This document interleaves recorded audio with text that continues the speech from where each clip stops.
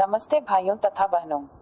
आज का हमारा विषय है पतंजलि योग सूत्र के अनुसार क्रियायोग। आज हम पतंजलि योग सूत्र के अनुसार क्रियायोग के बारे में थोड़ा चिंतन करेंगे। पतंजलि योग सूत्र के अनुसार क्रियायोग। पतंजलि योग सूत्र के साधन पाद में क्रियायोग का वर्णन किया गया है। साधन पाद में पतंजलि मुनि बताते हैं कि तप, स्वाध्याय, ईश्वर प्रणिधान इन तीनों क्रियाओं का एक साथ पालन करना क्रियायोग कहलाता है। तप का मतलब सुख दुख, मान अपमान व लाभ हानि आदि द्वंद्वों को सहना।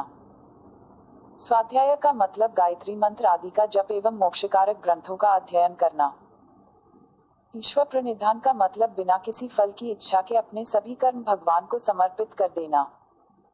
इन तीनों क्रियाओं का एक साथ पालन करना क्रियायोग कहलाता है।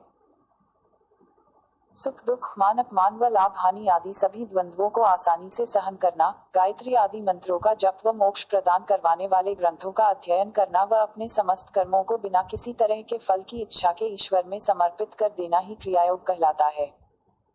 अब हम क्रियायोग के स्वरूप को समझने की कोशिश करेंगे। क्रियायोग एक योग साधना मार्ग है जिसके तप, स्वाध्याय व ईश्वर प्रणिधान तीन अंग हैं, जिनका वर्णन इस प्रकार है। पहला अंग तप। तप क्रियायोग का पहला अंग है। तप का अर्थ है सभी प्रकार के द्वंद्वों को सहजता से सहन करना। अब प्रश्न उठता है कि यह द्वंद्व क्या है। द्वंद्व का अर्थ है विपरीत परिस्थितियों का आना, जैसे सर्दी गर्मी, भूख प्यास, लाभ हानि, जय पराजय, सुख दुख व मान अपमान आदि परिस्थितियों का आना। जब एक योगी साधक साधना करता है तो उसे इस प्रकार के द्वंद्व परेशान करते हैं। साधना काल में इन सभी द्वंद्वों को सहजता पूर्वक सहन करना ही तप कहलाता है। अर्थात सुख को देखकर इतराना नहीं, दुख को देखकर घबराना नहीं, मान सम्मान मिलने पर घमंड न करना और अपमान होने पर अपमानित महसूस न करना ही तप कहलाता है। सभी अनुकूल व प्रतिकूल परिस्थितियों में अपने आप को सम बनाए रखना। जब तक स्वर्ण, सोना आदि धातुओं को अग्नि में नहीं तपाया जाएगा तब तक उनके दोष दूर नहीं हो सकते। ठीक उसी प्रकार जब तक तप रूपी भट्टी में साधक को न तपाया जाए तब तक वह साधक साधना में सफलता प्राप्त नहीं कर सकता।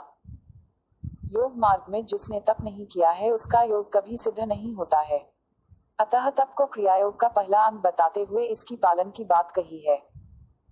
कुछ व्यक्तियों का मानना है कि तप का अर्थ है अपने शरीर को तकलीफ या कष्ट देना, जैसे चारों तरफ अग्नि जलाकर उसके बीच में बैठना या एक पैर पर कई महीनों तक खड़े रहना आदि आदि। लेकिन यह तप का निकृष्ट निचला स्तर है। गीता में भी तप को बताते हुए इस प्रकार के कष्टकारी तप को तामसिक तप कहा है। योग दर्शन में तप के पालन की बात करते हुए कहा है कि तप में जो तपस्या होती है वह चित्त को प्रसन्न करने वाली होनी चाहिए, न कि दुखी करने वाली। अतः तप का वास्तविक स्वरूप द्वंद्वों को सहजता पूर्वक बिना किसी दिखावे के सहन करना ही तप है। दूसरा अंग स्वाध्याय। स्वाध्याय का सामान्य अर्थ है स्वयं का अध्ययन या अवलोकन करना।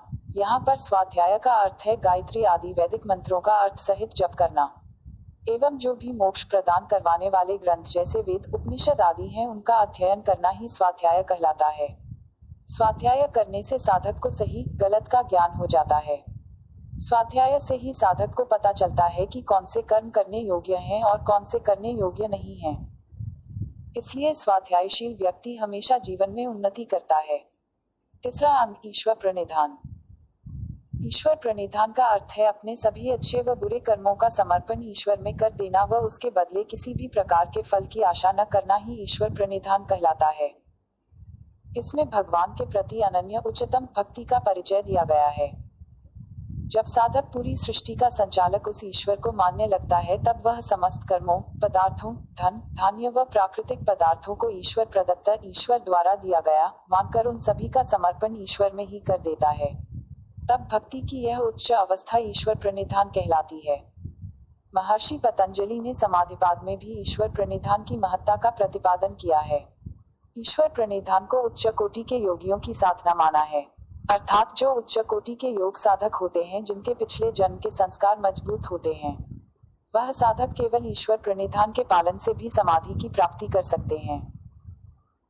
इस तरह से साधन पाद में पतंजलि मुनि बताते हैं कि तप, स्वाध्याय, ईश्वर प्रणिधान इन तीनों क्रियाओं का एक साथ पालन करना क्रियायोग कहलाता है। आपने हमें इतना सुना उसके लिए आप सभी लोगों का बहुत बहुत धन्यवाद। ऐसे ही हम हर रोज आपको कुछ ना कुछ जानकारी देते रहेंगे और आप उसका लाभ लेते रहे। यह जानकारी आपके सामान्य ज्ञान हेतु है। योग अभ्यास हेतु के लिए आप आपके नजदीकी योग शिक्षक का संपर्क करें। हमारे YouTube चैनल एवं Facebook को सब्सक्राइब करें एवं लाइक करें। आभार।